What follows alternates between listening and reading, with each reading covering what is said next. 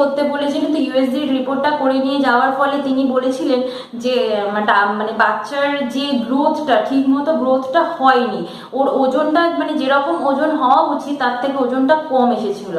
তো সেই জন্য তিনি বলেছিলেন যে তোমার খাবার কিন্তু কোনো সমস্যা হচ্ছে, তুমি খাবারের পরিমাণ বাড়াও, প্রত্যেক একদম টাইম করে করে প্রত্যেক 2 ঘন্টা অন্তর অন্তর খাবে এবং প্রত্যেকটা খাবারের পরিমাণ বাড়াও। যদি তুমি 2টা রুটি খেয়ে থাকো কোনো মানে ধরো ব্রেকফাস্টে যদি 2টো রুটি খেয়ে থাকো তাহলে সেখানে 3টে রুটি যোগ হবে এবং তার সঙ্গে তরকারি, 1 বাটি তরকারি, একটা ডিম এবং একটা ফল তা থাকবেই। এরকম করে উনি আমাকে পুরো একটা ডায়েট চার্ট করে দিয়েছিলেন, সেটাই তোমাদের সঙ্গে কি কি শেয়ার করছি।